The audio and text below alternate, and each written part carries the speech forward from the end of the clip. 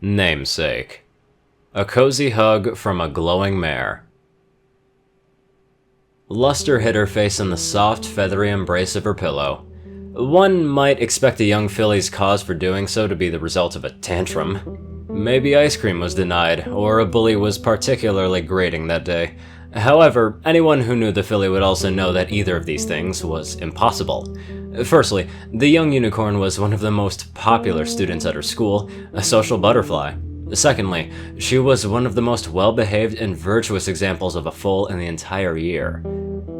But that was the problem. Her head wasn't submerged in her pillow out of selfish entitlement or the cruelties of another foal, no. It was for those reasons. Her superb behavior and aptitude for making friends, that was why she was in her current state. It was for those reasons that the filly was experiencing something that was typically far out of mind for fillies her age. It was stress. An exemplar for both her skill of magic and relatively unmatched in her kind and caring candor. Luster Dawn was approached that afternoon by the beaming countenance of the headmistress. Luster, even though she had no right to be worried, still felt some anxiety as she was led to her office. The only hints the young filly received on the purpose of that appointment is that she was being taken to visit some pony important. Little did the young rosy-colored filly know. Luster had no idea how to react when she was faced with the gentle visage of Princess Twilight Sparkle. The filly was trapped someplace between flapping her jaw uselessly or bowing her head so low that her horns scraped the floor. Fortunately, rather than offend, the display of confused frustration brought a blush to the alicorn's face and a giggle from her throat. Luster was then sat before the princess, as her school record was read aloud by the princess, who made her fondness for categorization and organization known by the large smile she wore as she presented the immensely thick file to the young unicorn, dropping it with a heavy thud onto the headmistress's desk. The unicorn empathized with the creaking piece of furniture, not quite sure herself how to deal with the tremendous weight that had landed on her withers. Her bright eyes never left the violet alicorn thereafter, stuck with wonderment and awe, even a tincture of intimidation, and she gave reasons for the decision. Though the decision for what? Well, it wasn't until well after leaving the school that the full realization hit Luster of the decision made struck her. Unfortunately, the strike was done with the full weight of a speeding freight train. I'm going to become Princess Twilight's student. She reiterated that to herself, once after leaving school and once again, but to her parents. Her dad's reaction was predictable but welcome. He was an explosion of joy and excitement, congratulating the young filly with the full majesty of a father's exuberance. He expressed disbelief that his daughter could be so talented with magic, considering his own lackluster skill, but that only swelled his pride for Luster even further. His enthusiasm was enviable, but he offered only praise, no assurance. Was she truly deserving? She looked to her mother, whose face was expectantly blank at the news. She offered no words, having to look to her father just to know that the news was meant to elicit a smile. Luster knew that her mother was, well, different. Yet she still hoped for something, anything, even a kernel of wisdom or assurance, but her mother suffered from an overly flat candor, one which Luster had grown used to, but the grounding of that fact failed to assuage her worries. Her parents' reactions didn't provoke her to cry or hurry away, but her sudden leave from the dining table was noticeably abrupt. With a pounding heart, she fled to her room, arriving at her sanctuary only a few moments prior in a bid to calm herself. It was then and there that she pushed her face into a pillow, just hoping that her anxiety would fade away. She hadn't known how much time had passed, but eventually she heard a soft knock on her door. Soon after, she also heard the accompanying creak as it was opened. Dad? She probed weakly, somewhat drowsy, head rising. No. Came the voice of her mother, delivered softly through the crack of the door. That surprised her. A cursory glance to the door confirmed the owner of the voice, an older mare with a pale pink coat and light arctic curls for a mane. Luster could never discern the emotion her mother was exhibiting. The older mare's scarlet eyes were closed off, even to the avid perception of a socialite. When her mother closed the door behind her, Luster rolled onto her side before sitting, meeting her mother's unreadable gaze. Are you okay, Luster? She asked, brows meeting. I'm fine, Mom. Luster answered, forcing a slight smile under her mother's scrutinizing eye. The pink mare stood, still as a rock, speaking again after a few more moments. I think you're lying. Luster allowed her false simper to fall. You're getting better at that. Mom moved closer, her face skewing to one side. I don't have to try hard. You're my daughter. I don't want you to be upset. A trace of a sincere smile came to Luster's muzzle. Even though she rarely showed her affections like her father, Luster knew that her mother cared for her, even if it was difficult for her to show it. She sat up on her sun-patterned cover, making room for her mother to join her on the bed, before continuing. I'm sorry. I'm just... It's... Have you ever felt you didn't deserve something, even when every pony says that you earned it? Her mother tightened her lips in ponderance, hopping up onto the bed, wobbling for a moment before sitting beside the smaller filly.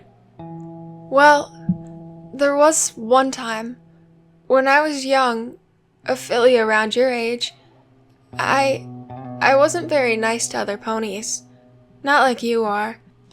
I didn't understand the true value of friendship, or kindness. When I was punished, I felt angry, like I didn't deserve it. Then when I was given a chance to make amends for everything wrong I did, I didn't want it. I didn't want to do what they wanted me to. I didn't want to be nice. Why? Luster asked, her brows furrowing as a slight frown came to her face, shimmying closer to the old mare. She softly exhaled from her nose, her gaze downcast before she settled her eyes back onto the filly. I was a cruel filly, Luster. I never treated anything kindly, and I didn't ask for it. But then, something strange happened. Something I didn't expect. Everyone I had ever hurt, they forgave me. They showed me the kindness I had never shown them. I also thought I didn't deserve that, either. Her mother revealed, voice barely emotive. Although her face betrayed... It betrayed something. Tensing and screwed in places at certain points. Luster listened closely. She'd never heard her mother speak so candidly about her past before. In fact, she was new to this sort of openness entirely. Apparently, her mother was quite the chatterbox when she was younger. However, Luster knew very little about her mother as a filly. Both her father and mother were suspiciously vague about her past. Luster was more familiar with the soft-spoken and reserved side of the older mare, whose natural charisma didn't appeal all that much to the younger filly. Still, despite her curiosity pleading to ask her mother 1,000 questions, only one truly stuck out. Only because she had never observed it in her mother before. You were angry? I've never seen you angry. I try not to be. Not without a proper reason, anyway. When I was a filly, it was the only emotion I could properly convey, along with jealousy and arrogance. All the rest were just pretended on my part. I knew how to smile without feeling truly happy, or what to say to make ponies trust me without really meaning it. And when I was given a second chance at life, I wanted to stop pretending. I needed to know what happiness actually felt like. I needed to experience it when a smile came to your face without having to force it. I also wanted to cry, to frown. I don't know any pony that wants to feel bad. Why would you want to be unhappy? Luster inquired, oblivious to her mother's once desire. Empathy. I had to know how I made others feel to truly understand how bad of a pony I was. When I apologized, I wanted to mean it. She answered. And you can't truly become friends with someone unless you understand them. To be able to feel what they feel? Twilight taught me that. Luster's jaw fell. Mostly at the reveal that she had been acquainted with the alicorn, but secondly, at the fact that her mother so casually used her name. You knew? Yes. She interrupted, the slightest of tugs on her cheek accompanying. Twilight Sparkle had me under her wing. Were you her student? Luster asked, a giddy smile breaking out on her snout. She shook her head. No, nothing like that. I was technically learning, true, but only because she had faith in me, and at a time when I thought no one else did. Luster tilted her head, bemused. So you had to take an entrance exam to qualify as a good pony? Yes, I suppose you could think of it like that. So how did you study for the, exam? The elder mare sighed, clearly exasperated at some years-old memory. A lot. She was relentless, but only because she didn't give up on me. I learned that too. When some pony believes in you strongly, they'll try their best to squeeze every drop of potential out of you, even if you don't see said potential yourself. So? Luster and Courage, shimmying closer. Can I get some examples? She quietly chuckled, looking up towards the ceiling in thought. Let's see. I apologized to each and every student in the Friendship Academy, then every resident of Ponyville.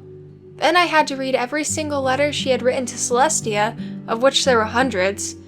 I didn't think it was working. At a point, I didn't think it was possible to change, even when I wanted to. Then I met your father. You've known Dad for that long? Luster quietly giggled. I'm not that old, young filly.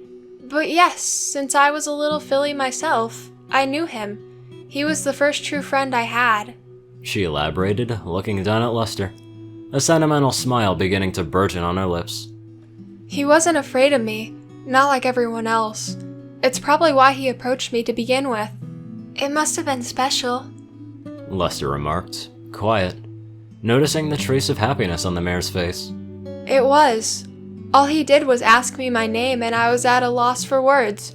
Stunned even, that any pony would want to know my name. He was doing something few others had. He gave me a chance. Cozy. Cozy glow, is what I told him. He said it was pretty. Cozy smiled to herself, deep and warm, before looking at the captivated face of her child. We were inseparable after that. Wow. Luster muttered quietly. She had seen her mom smile before, but never this large, and without looking at some pony else. Princess Twilight must have given you a passing grade on that one. Maybe, if I had told her. Cozy revealed. But you made a friend? You should have passed, right? The unicorn queried. The idea of some pony refusing to hoof in their work was an idea on the precipice of blasphemy. As I said, I didn't think I deserved the kindness of Twilight, or any pony else. Not until I was sure of myself.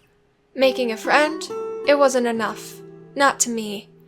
But I did pass, eventually.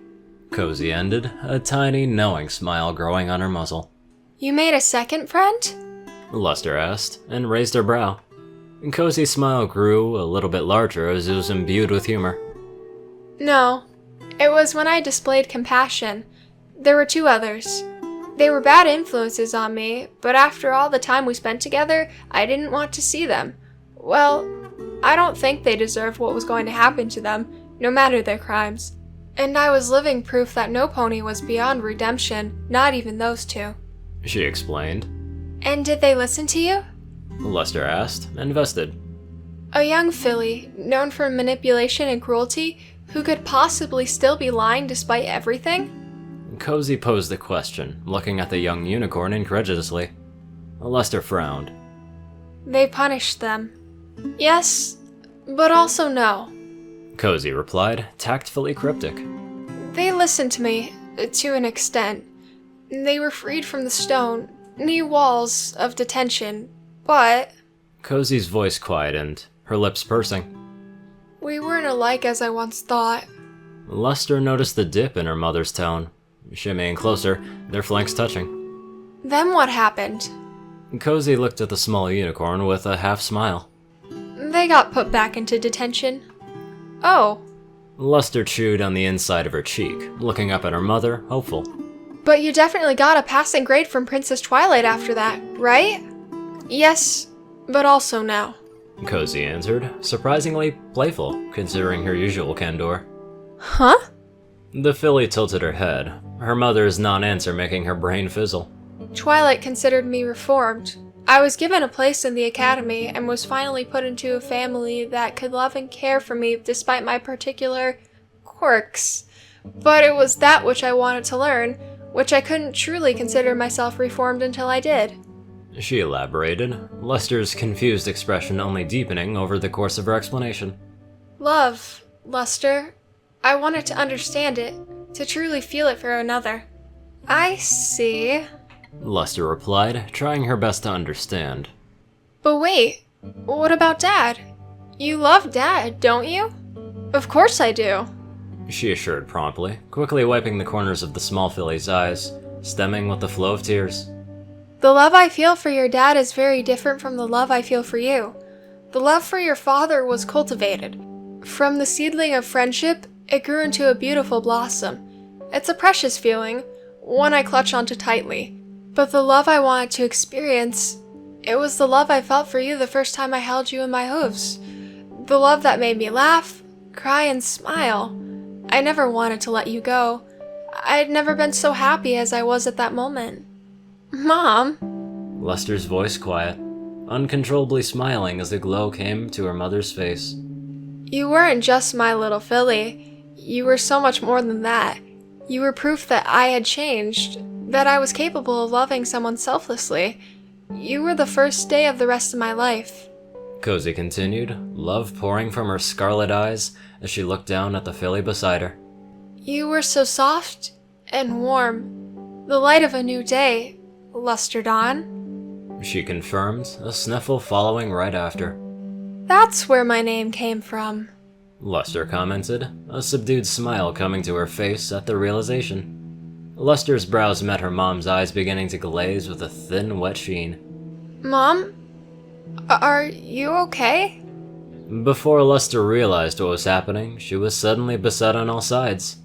The feathery clutches of her mother's wings reached out to enshroud her from behind, while her hooves lurched forwards.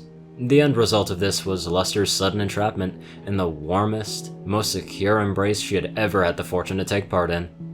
She felt her mother's affection on her cheek, and soon felt the underside of the mare's chin on top of her head. Lester's initial shock wore off quickly enough for her to reciprocate it in full, stretching her hooves around Cozy's back to pull off the difficult task of pulling herself even deeper into the hug. I love you so much. Cozy mumbled into Lester's mane, squeezing her daughter. You deserve this. I have never, not for a single moment, stopped believing in you. If there ever comes a day when you lose faith in yourself, or think yourself undeserving, remember that I'm here, always. Lester didn't reply. She didn't need to, lest she shatter in the moment. The tremendous weight of responsibility and self-doubt was a foregone memory in her mother's hooves, the warmth burning away the creeping fear of responsibility and self-consciousness. She loved her mother, and her mother loved her. No matter what she was afraid of, be it a challenge or just life in general, she would never need to feel fear, so long as she can find sanctity in the warmth of her mother's embrace. That was incredibly wholesome, wasn't that? Yeah, it was really sweet. Anyway, we'd like to give our very special thank yous to our very sweet donators. Yoshi Super Saiyan 2, Peter Coulthard, Dresdon, Dospo, RuneScythe 9852, CourierCruz CI, Rainbow Dash 1990, Dwight Cornel, Gagi, Secret Moon, ORIAN Pax KAIJU, Starlight Glimmer, David D. Sanchez, Trey, Pokekiller Zach, Soul Dragon, Dak Britton, Joe Pierce E. and Reno. Thank you all for watching this video. And we'll see you all in the next one.